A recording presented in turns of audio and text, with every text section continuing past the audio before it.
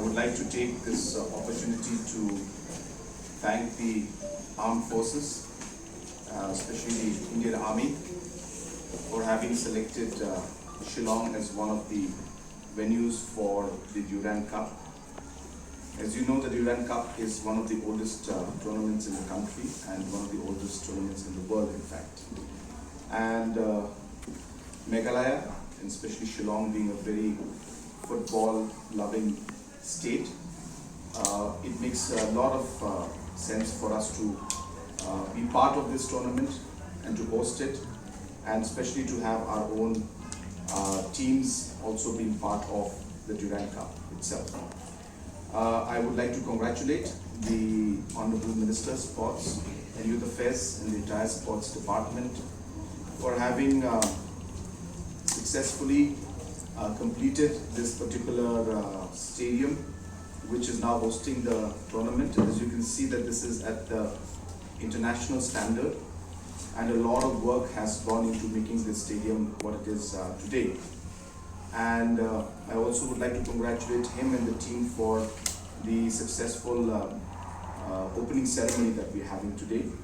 And we look forward to the next 6 matches that we will be, next 5 more matches that we will be hosting here in Shillong. And we, of course, urge the citizens of our state and especially of Shillong to come out in large numbers to participate and be part of this particular tournament and the matches that are there.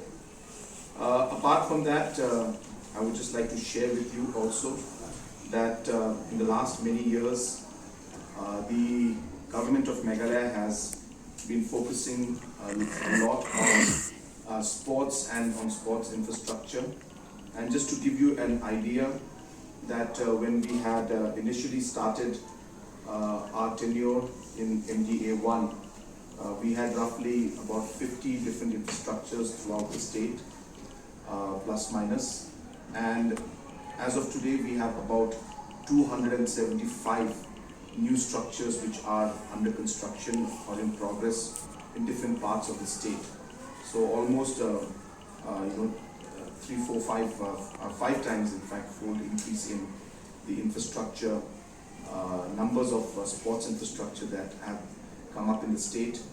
Just to give you a monetary figure also, on a rough average, about 100 crores used to be spent in normally around before 2018. But if you put up all the projects that we are currently constructing and work is going on, we have almost close to 1,000 crores worth of infrastructure projects that are going on in the state as we speak. And many more projects are expected to come up, and we want to give it a big push. Apart from that, you are also aware that we have been supporting different associations, and we have been giving a lot of support to the players and the athletes themselves in different disciplines. We've come out with different programs like the STAR program, where we look at scientifically selecting candidates and sports person based on the talent that they naturally have. And it's a very scientific approach which is done in many parts of the world, and we are one of the first few states to have adopted this scientific process of actually selecting different candidates and different sports person. Apart from that, I would come back to football. I also would like to share with you that we are officially going to launch the football mission 2 in the state very soon. You're aware that we have approximately about 100 plus minus grassroots centers that are functioning under the grassroots, the football mission program at the grassroots level. We plan to expand that much more aggressively in the future, so that more youngsters can get an opportunity to get trained, get professional help and professional support at the rural level also, and that we hope will then produce many more talented footballers and allow them to come into the mainstream football scenario at the national as well as hopefully the international level also. So that's the first most important thing I would like to share with you. The second most important thing I would like to share with you is that the government has also decided that we need to support our different clubs at different levels, and therefore we are going to start a special program where under the government we are going to support different clubs in terms of financial support, and we're starting with football, and as we move along, hopefully in other sports and disciplines also it will happen. So we have two categories where we're going to support local clubs. The first one is what we call the elite clubs, which is the iaid and above. Those clubs that make it to the I-League and above, the government will support them with a grant of 2 crores and an additional 1 crore through sponsorship. So 2 plus 3 plus 1. This is a fund that we are giving to support and to motivate clubs that are doing well. So this fund will be given to the clubs that are able to make it to the elite club, which is the I-League and above tournaments that are there at the national level. So there are of course very few clubs right now in Meghalaya that make it, but we are hoping that with this incentive that we plan to give, which is 2 crores plus another 1 crore through sponsorship, 2 crores from the state government, we are hoping that this would be a motivation for other clubs to start doing better and performing better in the future. While we do that, we also realize that there are many clubs at the grassroots level which may not have that kind of talent and exposure yet to be at the elite club. So based on different criteria and categories, we will work out more details on this, but we do plan to come out with what we call the grassroots and the intermediate clubs. So we plan to support them up to 15 lakhs to these clubs also, which can be in any part of the state, and we will come out with certain criteria. Again, this is being done to promote and to support football and also hopefully other clubs in terms of other disciplines in the future, maybe some other sports and other games that are there. So we're starting off with football, but hopefully, as I said, in the future we'll have many other games also to be part of this. Apart from that, you're also aware that we are going to be hosting the Meghalaya Games also very soon in Jylla this time. So preparations for those games also have started, and Honorable Minister has already started taking the views of that to see how what kind of infrastructure requirements will be there and what are the steps to be taken.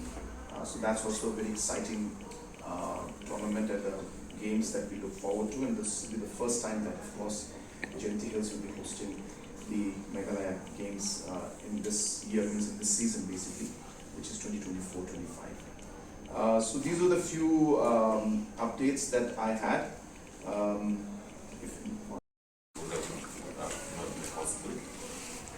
Thank entire team, the sports department, for working tirelessly to make this grand opening a success.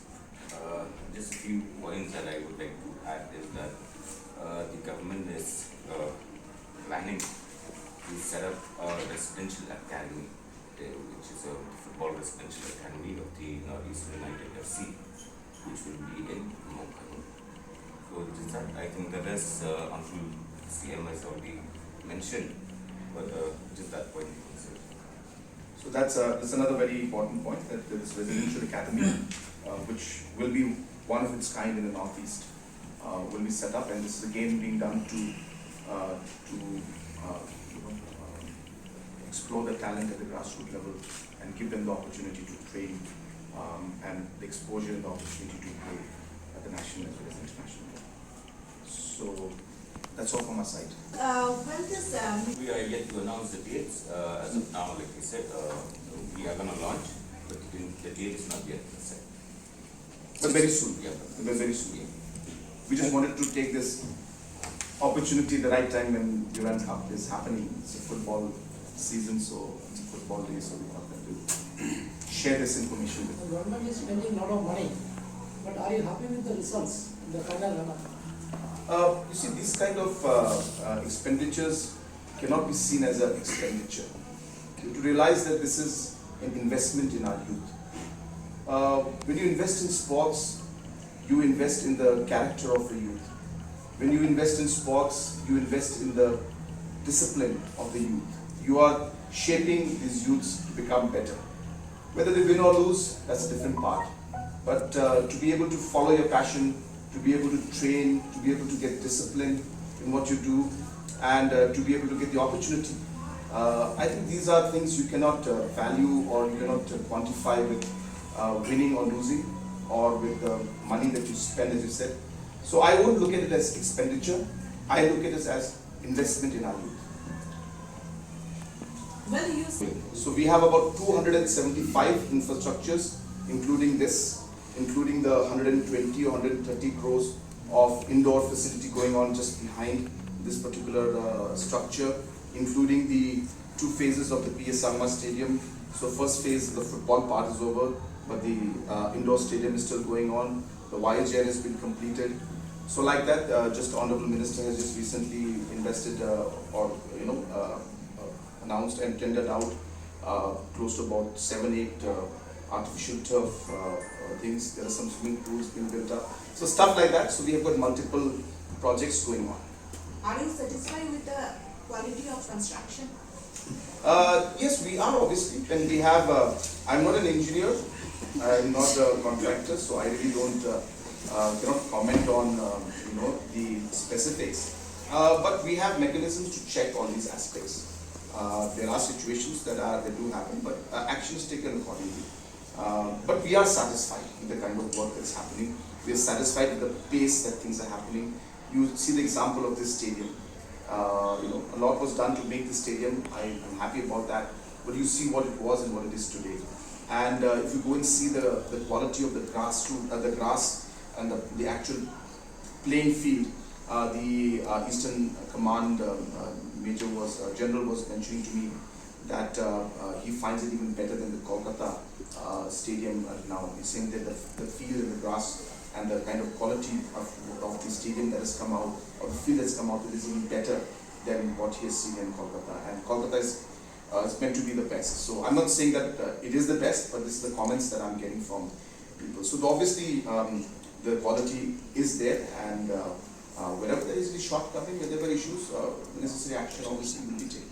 But as I said, in general, we're very happy with the work, the pace of work, and the kind of focus that's being put on sports infrastructure. So since, and then as well as What the football mission won about 111 plus minus 100 plus, say, I don't have the exact number with me. Grassroots centers were opened up. In these centers, there were local coaches that were there, and kids very young, and teenage kids, and of course senior kids also. They got a chance to be trained by at least a professional coach. May not be an international level, but at least it's better than getting no coaching at all. So like that, a large number of sports enthusiasts and football enthusiasts, and those who really wanted to, get training under this. So these kind of centers were put up, and some infrastructures were put up. Things happened. As I said again, in this kind of work that you do, this kind of investment you make, you can't quantify the results just by saying, well, so and so won the match and lost the match, this many goals were won, silver were won. It's not like that. I keep repeating to all of you, if you look at the governance strategy, we are really investing in our youth. I've made it clear very many times to all of you that we look at our stakeholder, which is the youth, as the center of what we're trying to do out here.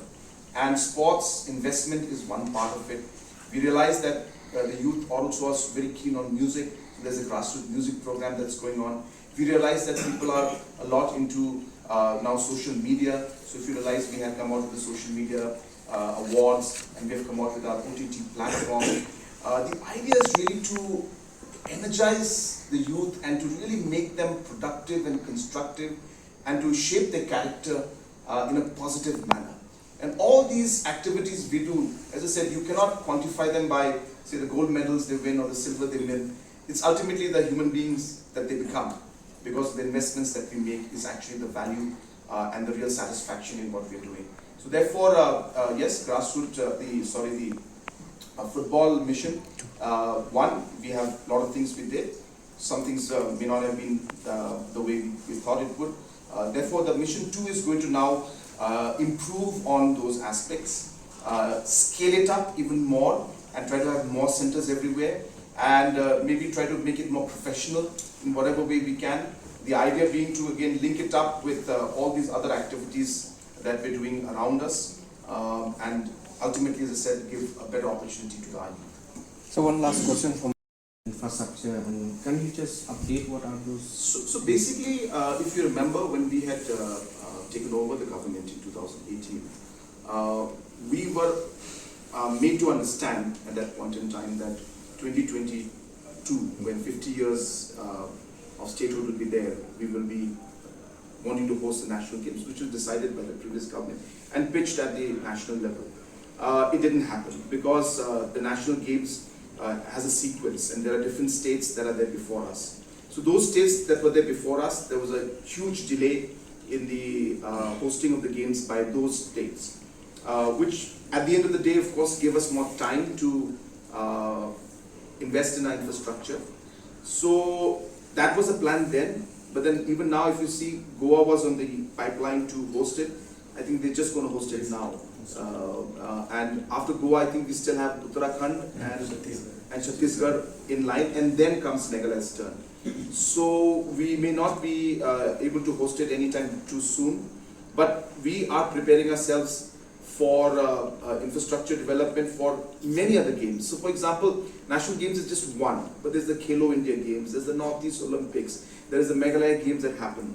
So with the focus on the National Games, we are pushing ourselves to put infrastructure, and I'm happy to see that we are moving in the right direction. We may not be able to create infrastructure for all the disciplines that are there, because certain disciplines, the expenses are very high, and that's something that we may not. So we're looking at the ones that are manageable, and in most cases we have been able to create that infrastructure, and having the Meghalaya Games, in rotation basis, is allowing us in fact to create the necessary infrastructure even at the district level, so that we have more possibility to host not just national games but all the games. So we are hoping it will happen, and as and when it happens, I can assure you that Meghalaya will be ready to host it, because we know that it's not going to happen immediately like next year or a year after that, but as and when it happens, a few years from now, we will be ready, and we should be ready to host the national games.